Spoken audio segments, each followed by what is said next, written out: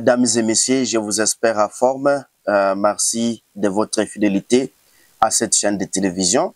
Nous sommes jeudi 9 octobre 2025 et aujourd'hui, il faut savoir qu'il est nouveau commandant des troupes ougandaises, donc il opéra conjointement avec les forces armées de la RDC, le général-major Stéphane Mugerwa, disons, a proposé la mise à place des groupes de défense locales pour lutter contre les rebelles ADF actifs dans l'est de la République démocratique du Congo. Surtout ces ADF opèrent donc à Béniville, Béni Territoire, Lubero, donc à Lituri, Irumu, Mambasa, donc de partout ailleurs. Donc ces rebelles sont en train d'opérer, ils sont en train de tuer la paisible population. Raison pour laquelle le chef de l'État, Félix Tshisekedi Tshilombo, avait signé un contrat avec l'armée ougandaise qui épaule donc nos forces loyalistes. Il a dit à la presse locale, au sorti d'un échange avec le gouverneur militaire du Nord Kivu, le général-major Évariste Kakule Somo, mardi 7 octobre 2025.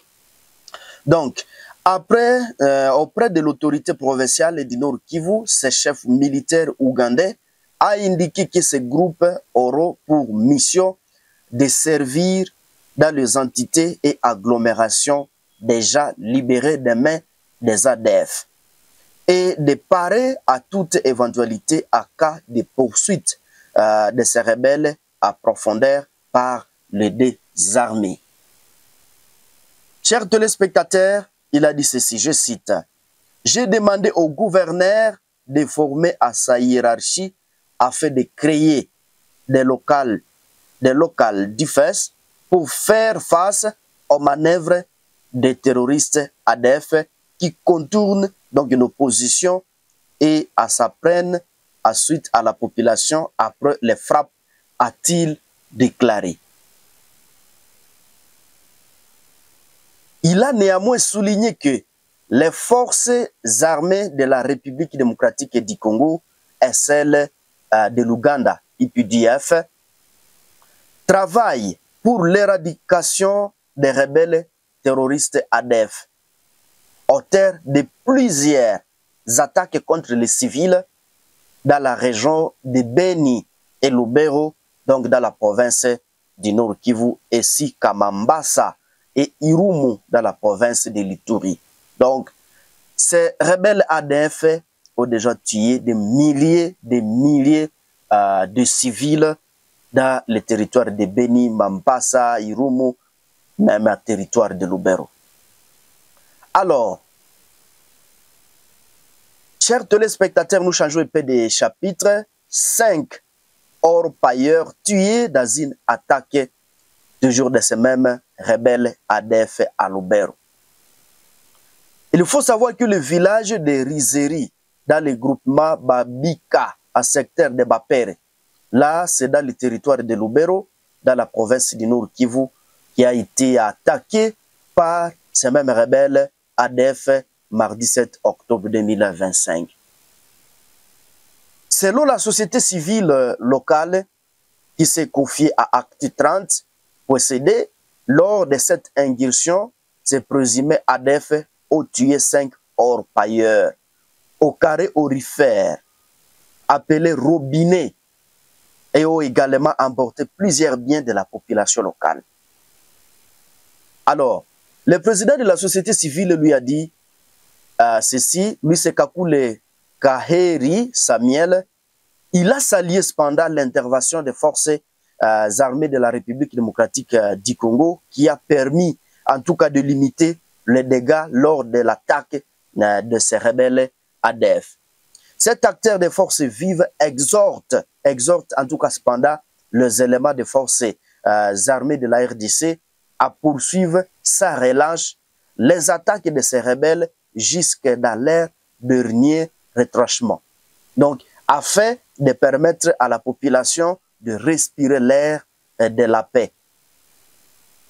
Chers internautes, de partout à travers la RDC, de partout à travers le monde, nous quittons la province du Nord Kivu Nous parlons de Mwenga. Là, c'est dans la province du Sud Kivu. Le creuset artisanaux, première victime du chaos minier. Dans les profondeurs bouilleuses des sites miniers de Mwenga, donc là c'est dans la province du Sud Kivu, des centaines de jeunes creuseurs risquent leur vie chaque jour pour extraire quelques kilogrammes d'or.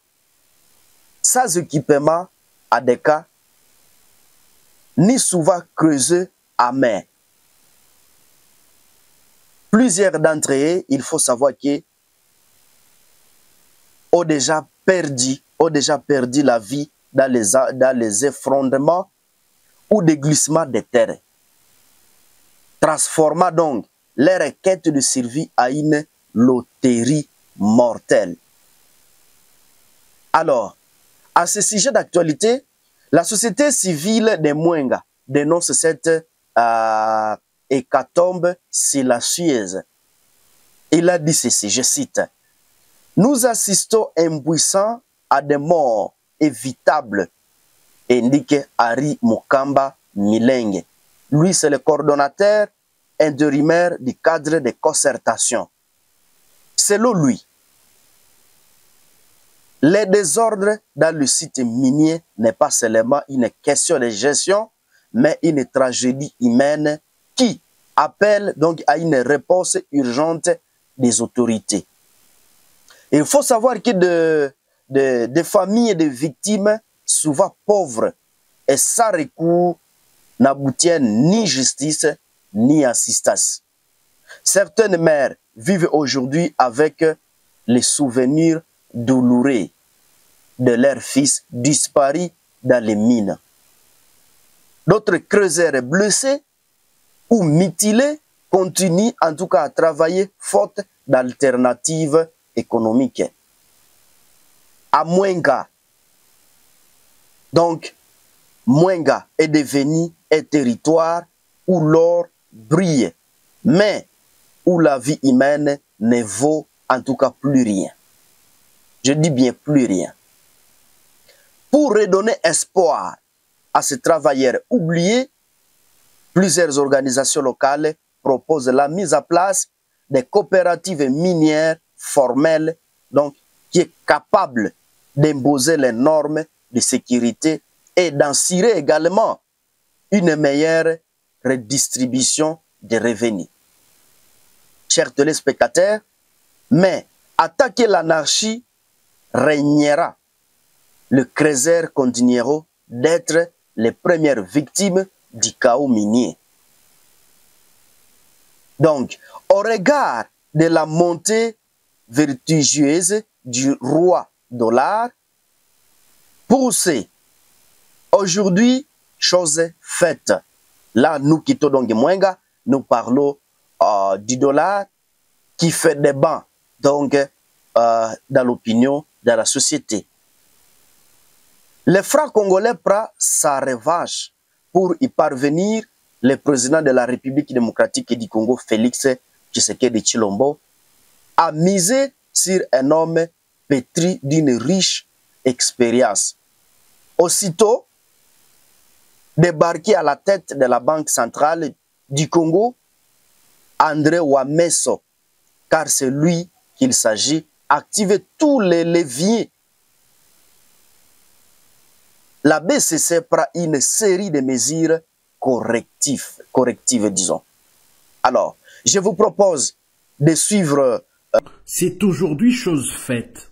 Le Front congolais prend sa revanche. Pour y parvenir, le président de la République, Félix-Antoine Tshisekedi, a misé sur un homme pétri d'une riche expérience. Aussitôt débarqué à la tête de la Banque centrale du Congo, André Wameso, car c'est de lui qu'il s'agit, active tous les leviers. La BCC prend une série de mesures correctives. Quand nous arrivons au sein de la Banque centrale, nous réunissons d'abord les experts, à commencer par les deux vice-gouverneurs, pour connaître un peu la situation de la banque. Et nous constatons qu'à cette époque-là, il y a eu surchauffe sur les marchés et il n'y avait pas suffisamment de devises. Première décision, la Banque centrale injecte 50 millions. Pas pour faire en sorte que le franc congolais s'apprécie. Parce que ça, je l'ai aussi beaucoup suivi. On a pensé que c'est l'injection des 50 millions qui était à la base de l'amélioration du taux de change. Non. Les 50 millions, c'était mise à disposition du marché pour empêcher qu'il y ait trop de francs congolais, encore une fois. Et à ce moment-là, le marché était à la recherche des dollars. La Banque centrale est venue pallier au fait ce manque de devises pour répondre à la demande.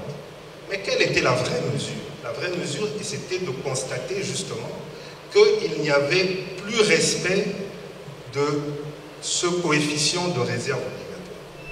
La Banque centrale a décidé, le 23 août, de pouvoir demander aux banques commerciales de reconstituer leurs réserves obligatoires en francs.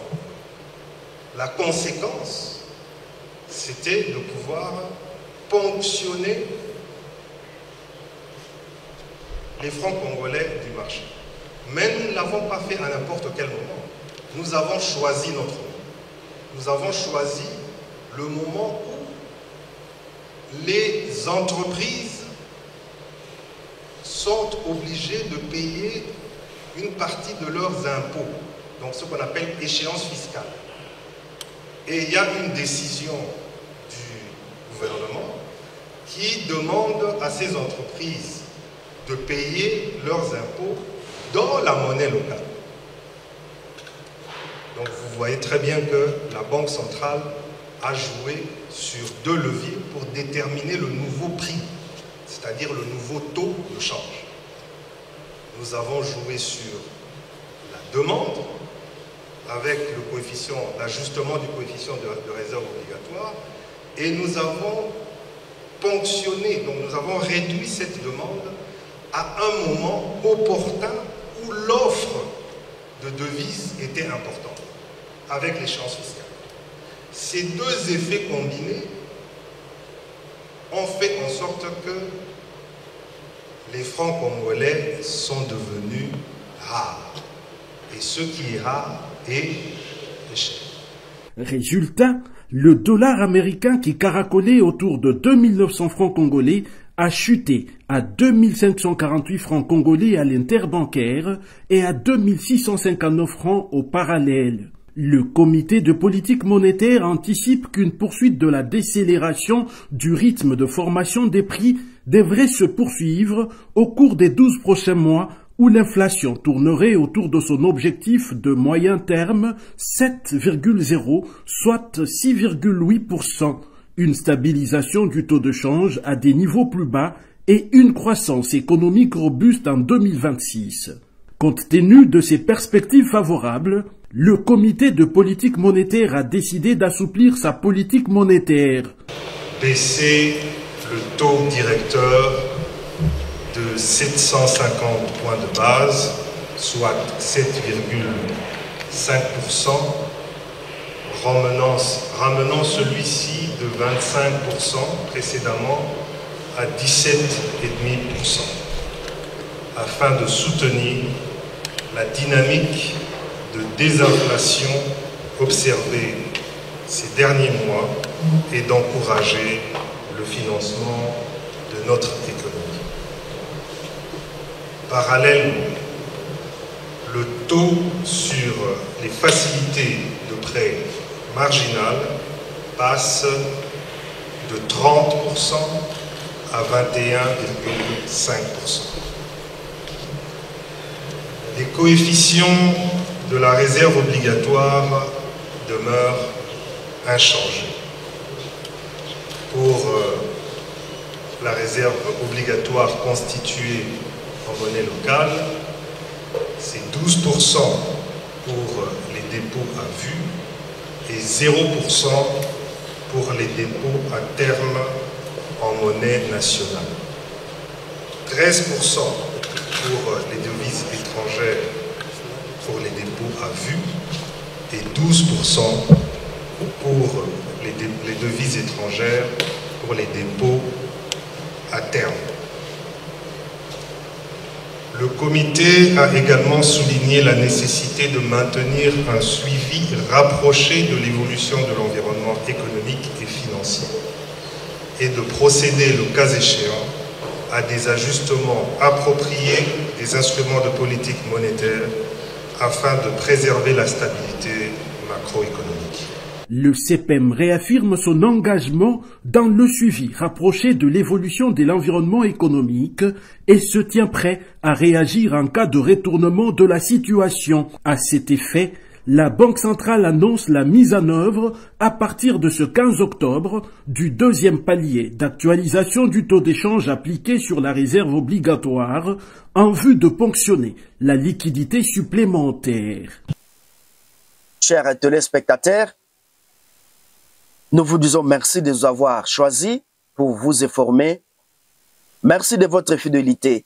Si c'est la première fois de nous suivre, n'hésitez pas de vous abonner à notre chaîne de télévision Africa Daily Report. Également, n'oubliez pas de nous donner votre point de vue en commentaire. Mais également, partagez cette vidéo donc de partout